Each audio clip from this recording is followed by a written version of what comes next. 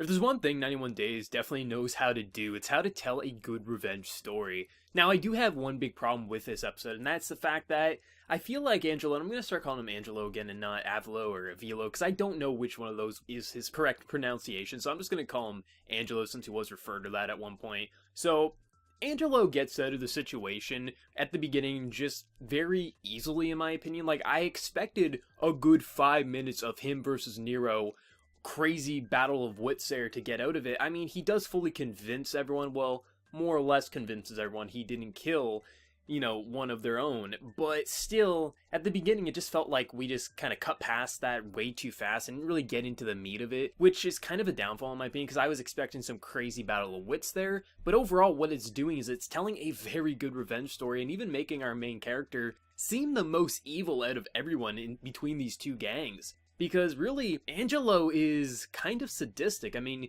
you have these scenes where he's just smiling and happy that he's going to these funerals. He's waiting for his chance to kill Nero. He's so happy that he can go on this mission with Nero alone. The perfect chance to kill him. And even his friends are pretty much scared of this guy, of what he's doing, because of how happy he is for killing. And he does have his reasons to want to kill these people. But really, I mean, he is sadistic, and even Nero, I think, knows who he is, or at least he knows what he wants to do. I don't think he knows exactly who Angelo truly is, but he definitely knows there is this bloodlust. And I think it's really at this point Angelo versus Nero, and I think they both are going to want to try to kill each other on this mission.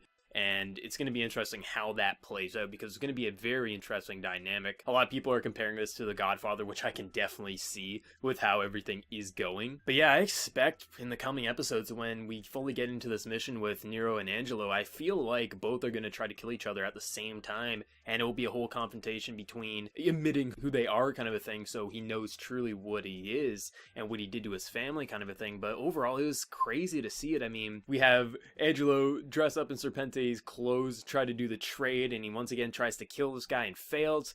It's just a really good take on a revenge story, and really it feels believable, it feels ruthless, and it just has you question which character should you truly root for, because in a lot of ways, Nero feels more righteous to me right now. He feels more human than Angelo does. But I want to see him finish his quest for revenge, but really, I think he might need to die after the series ends, because really after he finishes his goal, I think he's going to be too far gone from being human, and I think the guy's going to need to be put down Old Yeller style. But we'll have to wait and see how everything plays out. But overall, I thought it was a really good episode. I feel like the animation is getting much more on point with its background objects. Is not feeling as less detailed when it pans away from the focal point characters. I feel like everything's starting to come together much better. I think I enjoyed episode 2 much more than episode 3, but overall, it's just setting up a lot of potential content for later on in the season, and I can't wait to see how everything plays out. I have to keep this video a little short because I am short on time, but as always, make sure to hit that like button to show your support, subscribe if you haven't already, and leave me a comment letting me know what you thought of this episode. So everyone, until next time, please take care and have a good one.